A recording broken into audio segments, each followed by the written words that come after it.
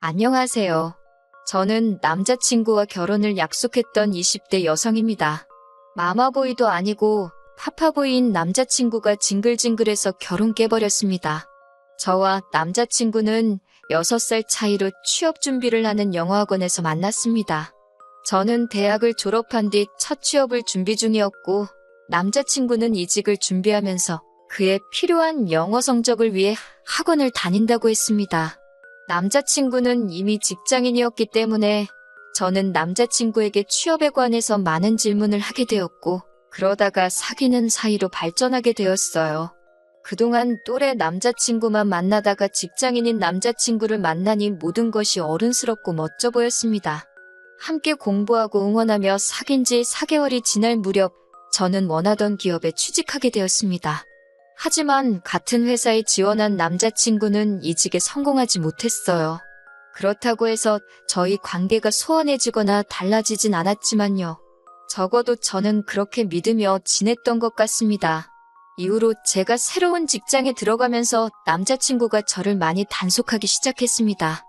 회사에서 점심시간에 잠깐이라도 통화하길 원했고 제가 언제 퇴근하는지 그 시간도 꼭 확인하더라고요.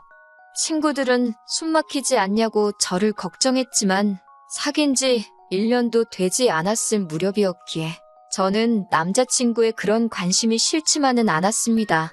물론 회식이나 야근이 있을 때도 무조건 가지 말라고 하지 말라고 하는 그의 억지가 답답한 때도 있었지만요.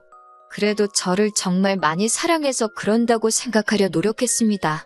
그리고 저도 그런 남자친구의 마음을 다치게 하고 싶지 않아 다른 동료들 그중에서도 남자 동료들과는 커피 한 잔 마시는 것도 조심했습니다.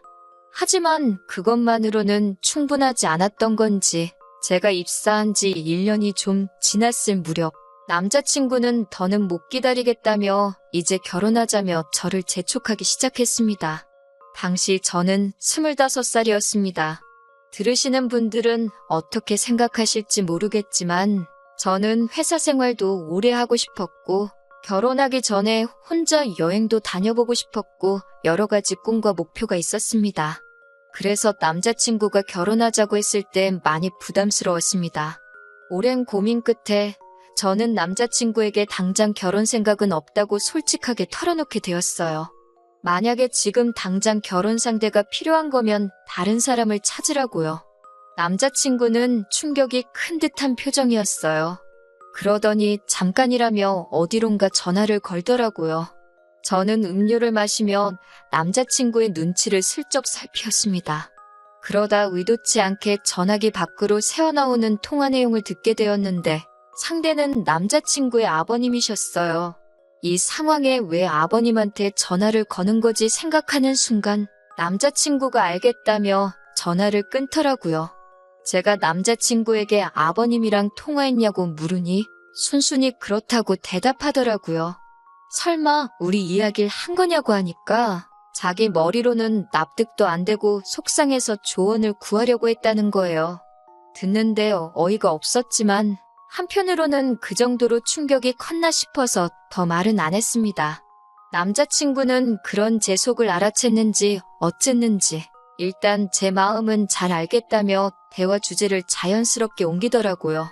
저는 솔직히 말 나온 김에 앞으로 어떻게 할 건지 확실히 정리해 주길 바랬지만 저 역시 남자친구를 사랑했기에 남자친구가 행여 그럼 그냥 헤어지자라고 말할까봐 조마조마하더라고요.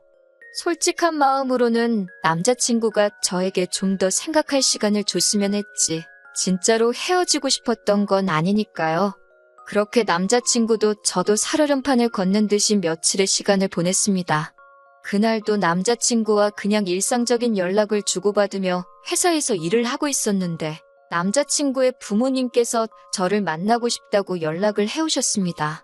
저는 부담스러운 마음에 어떻게든 거절하고 싶었지만 언제든 괜찮으니 연락만 달라는 어른들에게 무조건 싫다고 하는 것도 예의가 아닌 것 같았습니다. 그렇게 결국 남자친구의 부모님을 만나게 되었습니다.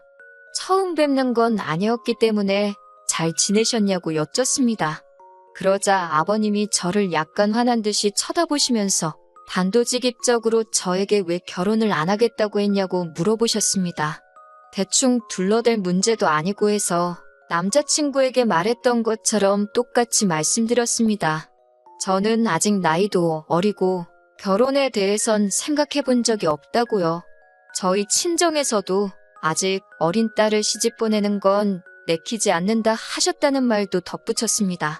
그러자 남자친구 아버님은 요새 젊은 애들은 정말 당돌하다면서 한마디 하셨습니다.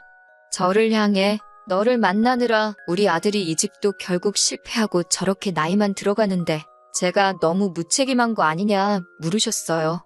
결혼할 나이에 남자를 저렇게 홀려놓고 이건 정말 너무한 거라고 사람이 그러는 거 아니라고 호통을 치시는데 그 소리가 얼마나 크던지 카페 안에 있던 사람들이 다 저희 테이블만 쳐다보는 것 같았습니다. 저는 생각지도 못했던 남자친구 아버님의 주장이 얼마나 황당하던지 등줄기에서 식은땀이 다 나더라고요. 남자친구 아버님은 남녀 사이라는 게 다 타이밍이 있는 거라면서 제 인생에 저를 저렇게 사랑해주는 남자가 또 있을 것 같냐고 우리 아들이지만 참 괜찮은 놈이라면서 당신을 믿고 시집오라 하셨습니다. 시어머니도 우리 집은 시집살이 같은 것도 없고 제사도 없다면서 잘 생각해보라고 말을 보태셨고요. 그날 밤 퇴근 후 친정부모님께 낮에 남자친구의 부모님을 만나 있었던 일을 말씀드렸습니다. 친정어머니는 남자친구가 저를 어지간히 좋아하나 보다며 저에게 여자는 나를 사랑해주는 남자를 만나는 게 제일 행복이라고 저더러 무조건 결혼하긴 싫다 생각하지 말고 잘 생각해보려고 하셨습니다. 하지만 친정아버지는 생각이 좀 다르셨어요. 남자가 하고 싶은 말이 있으면 직접 나서서 해야지. 나이가 몇 살인데 부모를 앞장 세워서 문제를 해결하려고 하냐고요. 다른 문제도 아니고 저를 설득하는 일인데 본인은 속 빠진 게 영 마음에 들지 않으신다면서 혀를 차셨습니다. 친정 아버지 말씀을 듣고 나서야 왜 남자친구 부모님을 뵙고 난 후 제 마음이 찜찜했던 건지 스스로 납득이 가더라고요. 그 다음 날 오후가 돼서야 남자친구에게서 전화가 왔습니다. 남자친구는 저에게 어제 생각 좀 해봤냐고 묻더라고요. 제가 무슨 생각이냐고 시치미를 뗐습니다. 남자친구가 먼저 어제 일에 대해서 구체적으로 이야기를 꺼내기 전에는 절대로 한마디도 하지 않을 심산이었거든요. 남자친구는 제 반응이 당황한 듯 약간 뜸을 들이더니 우리 부모님 만나지 않았냐고 물었습니다. 그래서 제가 만났다고 그런데 좀 어이가 없었다고 했습니다. 그러자 남자친구가 한다는 말이 그럼 우리 아빠가 자기한테 설명 잘 해주셨을 텐데 이러는 거예요. 그래서 제가 할 말이 있으면 나한테 직접 하면 되지 않냐고 왜 그걸 아버님을 시켰냐고 하니까 남자친구는 오히려 힘들고 어려운 일이 있으면 자식이 부모한테 당연히 상의하고 부탁도 할 수 있는 거 아니냐고 정색을 하더라고요. 제가 그래서 오빠한테 오빠 나이가 몇 살인데 상의할 게 있고 안 할 게 있지 그런 것도 구분을 못하냐고 했습니다. 너무 화가 나서 나이값 좀 하라고 소리를 치고는 전화를 끊어버렸어요. 그리고 정말 농담이 아니고 한두 시간 지나니까 또 아버님한테 전화가 걸려왔습니다. 아버님은 저에게 너 어떻게 나이가 6살이나 많은 사람한테 이래라 저래라 말을 할 수 있냐며 화를 내시더군요. 그러면서 남자친구가 성격이 워낙 신중하고 부모님 의견을 존중하는 편이라 상의를 자주 하는 것뿐인데 저더러 왜 부모 자식 사이를 이간질하려 드냐고 아주 못됐다고 그러시더군요. 저는 아까 남자친구랑 통화하면서 이미 결혼은 안 하려고 마음을 먹었기에 더는 할 말 못할 말이 없었습니다. 그래서 일단 이렇게 아무 때나 불쑥불쑥 전화 주시는 거 굉장히 불쾌하다고 말했죠. 그러자 아버님이 시아버지가 며느리 될 사람한테 전화하는 것도 눈치를 봐야 하냐고 저한테 소리를 치시더라고요. 저는 소리 지르지 마시라고 하면서 제가 생각하는 이상적인 남편은 함께 목표를 세우고 같이 달려나갈 수 있는 정신적으로 성숙한 어른이라고 말씀드렸습니다. 하지만 남자친구가 지금 저에게 보여주는 이 모습들은 철부지 어린아이가 부모님을 졸라서 갖고 싶은 걸 손에 넣고 싶어 하는 것으로만 보인다고요.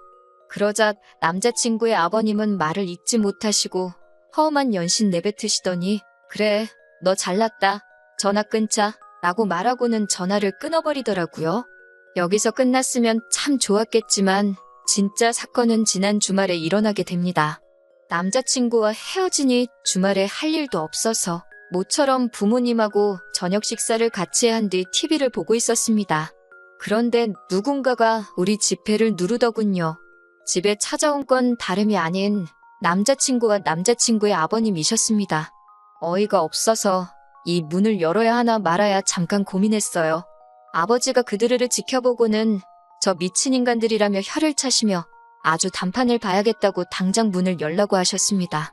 아버지한테 그냥 상종을 안 하는 게 낫지 않겠냐고 했지만 아버지는 저런 놈들은 뜨거운 맛 좀 봐야 한다며 저에게 걱정 말라고 하셨습니다.